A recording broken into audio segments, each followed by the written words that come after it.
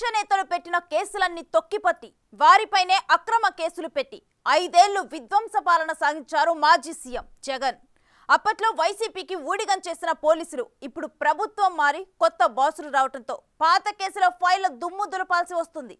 ఆ క్రమంలో వైసీపీ నేతల అరెస్టుల పర్వం మొదలైంది. దాంతో వైసీపీ నేతలు అండర్ గ్రౌండ్ లోకి వెళ్లిపోతున్నారు. ఎన్నికల సమయంలో విధ్వంసం సృష్టించిన పిన్నెల్లి ఇప్పటికే జైల్లో ఉన్నారు. బెంగళూరు నుంచి హడావిడిగా వచ్చిన జగన్ జైలుకెళ్లి పిన్నెల్లిని పరామర్శించి వచ్చారు.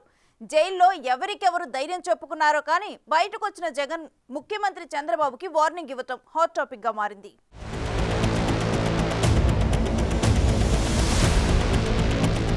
సార్వత్రిక ఎన్నికల్లో పోలింగ్ సందర్భంగా పల్నాడులో జరిగినంత హింస రాష్ట్రంలో ఇంకెక్కడా జరగలేదు. మే 13న జరిగిన ఎన్నికల్లో పాల్వాయి గేట్ పోలింగ్ కేంద్రంలో మాచర్ల ఎమ్మెల్యే పిన్నెల్లి రామకృష్ణారెడ్డి ఈవీఎంను ధ్వంసం చేశారు. అడ్డుకునే ప్రయత్నం చేసిన టీడీపీ ఏజెంట్ నంబూరి శేషగిరిరావుకు వేలు చూపిస్తూ అంతు చూస్తానని బెదిరించారు. తరువాత పిన్నెల్లి అనుచరులు శేషగిరిరావుపై దాడికి పాల్పడ్డారు.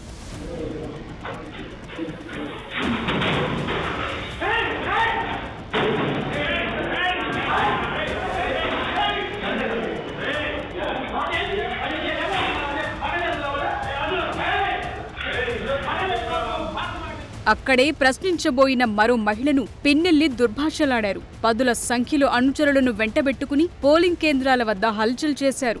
మరోవైపు డ్యూటీలో ఉన్న కారంపూడి సీఐపై దాడి చేశారు. పిన్నెల్లి ఆగడాలన్నీ సీసీ కెమెరాలు, వీడియో ఫుటేజ్లతో బయటపడి అందర్నీ విభ్రాంతికి గురిచేశాయి. దాంతో పిన్నెల్లిపై 10 సెక్షన్ల కింద పోలీసులు కేసు నమోదు చేశారు. ప్రత్యక్ష సాక్షులు ఉండటంతో ఆయనకు కనీసం 7 ఏళ్ల జైలు శిక్ష పడే అవకాశం ఉందని న్యాయ నిపుణులు చెప్తున్నారు. ఎన్నికల్లో పిన్నెల్లి అరాచకాలు జాతీయ మీడియాలో కూడా ఫోకస్ అయి యావత్ దేశాన్ని ఆశ్చర్యపరిచింది. అప్పట్లో అరెస్టు భయంతో హౌస్ అరెస్టులో ఉన్న పిన్నెల్లి పోలీసుల కళ్లుగప్పి తన తమ్ముడితో కలిసి పరారయ్యారు. తరువాత బెయిల్ కోసం నానా ప్రయత్నాలు చేసి చివరికి సుప్రీంకోర్టు జోక్యంతో అరెస్టై నెల్లూరు జైల్లో రిమాండ్ ఖైదీగా ఉన్నారు. కౌంటింగ్ తర్వాత తాడేపల్లి నుంచి పులివెందుల వెళ్లి అక్కడి నుంచి బెంగళూరు ప్యాలెస్ కు వెళ్లిపోయిన జగన్ తిరిగి తాడేపల్లి తిరిగొచ్చారు. వచ్చి రాగానే నెల్లూరు జైలుకెళ్లి పిన్నెల్లిని పరామర్శించొచ్చారు. ములాఖతుల టైం అయిపోయినా మాజీ సీఎం అడిగారని జగన్ కి పర్మిషన్ ఇచ్చింది ప్రభుత్వం. పిన్నెల్లి ఆయన మీద ఒక హత్యాయత్నం, ఈవీఎం బాక్సులు బదలుగొట్టారన్న ఒకటి, ఇవన్నీ కూడా రికార్డెడ్గా దొరికినాయి. రికార్డెడ్గా దొరికిన తర్వాత అరెస్ట్ ప్రక్రియ అనేది ఎలా జరిగిందో మనందరికీ కూడా తెలుసు. ఆయనని తీసుకెళ్ళి ఆయన పరామర్శించడానికి జగన్మోహన్ రెడ్డి అనే వ్యక్తి, ఒక మాజీ సీఎం, ఫస్ట్ తీసుకున్న ప్రోగ్రామ్ కూడా ఏంటంటే ఒక ఖైదీని వెళ్ళి కలవటానికైనా ప్రోగ్రామ్ తీసుకున్నారు. అది అతని ఇష్టం. అది కూడా ఏంటి, ఒక 25 లక్షల రూపాయలు ఖర్చు పెట్టుకొని అక్కడికి వెళ్ళి ఒక హెలికాప్టర్లో వెళ్ళారు. ఒక డబ్బున్నవాడు వెళ్ళాడు, తీసుకొని పెట్టుకున్నాడు. నేను ఇక్కడ ఏమంటానంటే యాక్చువల్గా పిన్నెల్లి గారికి ఉన్న ములాఖాతులు టైం అయిపోయింది. ఓకే, అయిపోయింది కాబట్టి అయినా కూడా హ్యుమానిటీ గ్రౌండ్స్లో ఒక ఎక్స్-సీఎం రిక్వెస్ట్ చేస్తే పర్మిషన్ ఇచ్చాం. అవునా కదా? ఇంతకుముందు చంద్రబాబు నాయుడు గారిని అక్రమంగా జైల్లో పెట్టినప్పుడు కుటుంబ సభ్యులకి 3వ ములాఖాత్ ఇవ్వాలంటే ఇచ్చేవారు కాదు. కానీ ఈరోజు మేమేం చేసాము, అతని రిక్వెస్ట్ అంటే అతనికి పర్మిషన్ లేదన్న సంగతి కూడా తెలుసుకున్న తర్వాత కూడా అతను రెడీ అయ్యారంటే అక్కడ గలాటా సృష్టించడానిక? మేము యాజ్ పర్ రూల్కి పైకి వచ్చి హ్యుమానిటీ బేసిస్ మీద ఇచ్చాం. అఫ్కోర్స్ ఈరోజు మేము చాలామంది చెప్తున్నారు దండోపదండాలకు వెళ్తున్నారు, అలాగే వెళ్తున్నారు, ఇలాగ వెళ్తున్నారని. నేను ఒకసారి ప్రిజెన్స్ ఐజీ గారితో కూడా మాట్లాడినా, అసలు ఎంతమంది ములాఖాతులు వెళ్తున్నాయి, యాజ్ పర్ రూల్ ఎలా వెళ్తున్నాయి, మేము అన్నీ కూడా మాట్లాడుకుంటున్నాం. ఆయన బయటకు వచ్చి ఈరోజు బయటకు వచ్చి అక్రమంగా అరెస్టులు చేశారు. అక్రమంగా ఏం సీసీ ఫుటేజ్ చూసిన వాళ్ళు ఎవరైనా అక్రమ కోర్టు ఇచ్చిందండి అతను అరెస్ట్ చేయమని. ఓటమి తర్వాత రెండోసారి మీడియా ముందుకొచ్చిన జగన్ జైల్లో ఉన్న పిన్నెల్లిని సపోర్ట్ చేస్తున్నారు. ఈవీఎంను పగలగొట్టడాన్ని సమర్థించారు. అక్కడ అన్యాయం జరిగింది కాబట్టి అలా చేయాల్సొచ్చిందట. ఎమ్మెల్యేగా 4 సార్లు వరుసగా గెలిచారంటేనే పిన్నెల్లి ఎంత మంచివాడో అర్థమవుతోందని కితాబిచ్చారు. ఎస్పీకి 4 సార్లు 5 సార్లు 10 సార్లు ఫోన్ చేసినా కూడా ఎస్పీ రాని పరిస్థితిలో ఉన్నప్పుడు, కనీసం సిఐని ఎస్ఐని కూడా పంపించిన పరిస్థితిలో ఉన్నప్పుడు, అటువంటి బూత్లో, సెన్సిటివ్ బూత్లో కేవలం ఒకే ఒక్క హోంగార్డును పెట్టి బూతులు నడుపుతూ ఉన్నారు. అటువంటి పరిస్థితుల్లో అన్యాయం జరుగుతూ ఉందని చెప్పడం కోసం, అన్యాయం జరుగుతూ ఉన్న వాళ్ళ పక్షాన్ని నిలబడడం కోసం ఎమ్మెల్యే లోపలికి పోయి ఈవీఎంను పగలగొట్టే కార్యక్రమం జరిగింది. ఎందుకు ఈవీఎంలో నిజంగానే ఎమ్మెల్యేనే రిగ్గింగ్ చేసుకుంటా ఉంటే, ఎమ్మెల్యేకి అక్కడ నిజంగానే ఎమ్మెల్యే పరిస్థితి అంత బాగుండింటే ఎందుకు ఎమ్మెల్యే ఈవీఎం పగలగొడతాడు? అక్కడ పరిస్థితి బాగలేదనే కదా, అన్యాయం చేస్తూ ఉన్నారనే కదా.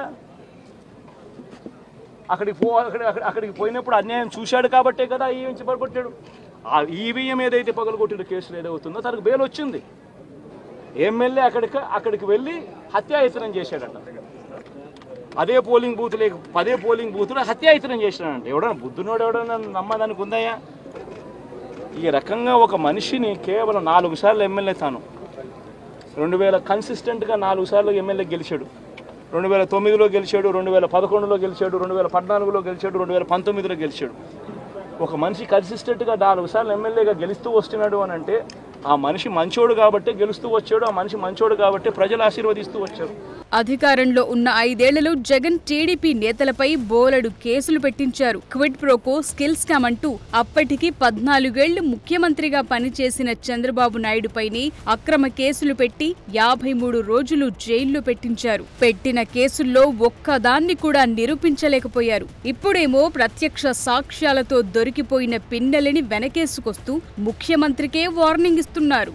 ఎల్లకాలం రోజులు చంద్రబాబువే ఉండవని, ప్రజలు బుద్ధి చెప్పే రోజులొస్తాయని, తప్పుడు రాజకీయాలు కొనసాగితే దానికి తగ్గ రియాక్షన్ కూడా ఉంటుందంటున్నారు. నాయకులుగా ఉన్న మనలాంటి వాళ్ళం ఇలాంటివి ప్రోత్సహించకూడదు. ఇలాంటివి ఎవరు తప్పు చేసినా తప్పు అని చెప్పే కార్యక్రమం నాయకులుగా మనం చెయ్యాలి. కానీ దగ్గరుండి ఈ మాదిరిగా ప్రోత్సహించడం అతి దుర్మార్గమైన కార్యక్రమం. దయచేసి దీనికి ఫుల్ స్టాప్ పెట్టే కార్యక్రమం ఖచ్చితంగా చెయ్యండి చంద్రబాబు అని చెప్పి సందర్భంగా మరొక్కసారి చంద్రబాబును ఈసారి హెచ్చరిస్తున్నామని కూడా చెప్తా ఉన్నాం. ఈసారి కోరడం లేదు, హెచ్చరిస్తున్నామని కూడా చెప్తా ఉన్నాం. ఇదే మాదిరిగా జరుగుతూ పోతూ ఉంటే మాత్రం ఎవరైనా కూడా ఊరుకునే కార్యక్రమం జరగదు. రియాక్షన్ అనేది ఖచ్చితంగా ఉంటుందని కూడా చంద్రబాబు నాయుడు సందర్భంగా గట్టిగా చెప్తారు. దాంతో వైసీపీ ఉంటుందో లేదో చూసుకో అంటూ జగన్ను హెచ్చరిస్తున్నారు టీడీపీ నేతలు. ఈవీఎం పగలగొడితే తప్పేంది అననే ఒక ముఖ్యమంత్రిగా చేసిన వ్యక్తి సరే ఏం మాట్లాడుతున్నారు మీరు? నీకు ఒక ప్రజాస్వామ్యం, ఒక చట్టం, ఒక ఎలక్షన్ కమిషన్, వాటి మీద నీకు గౌరవం ఉందా అని అడుగుతుండా? అనంట ఇవన్నీ చేసి చంద్రబాబు నాయుడు రేపు అనుభవిస్తా అంట. Chandrababu Naidu అనుభవించడు.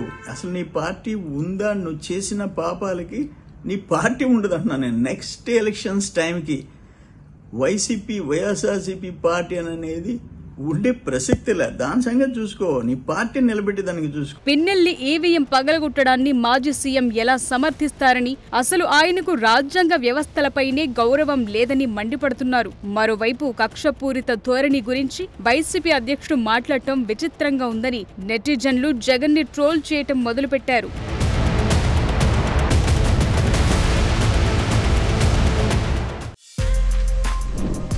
For more videos like this, subscribe Big TV channel.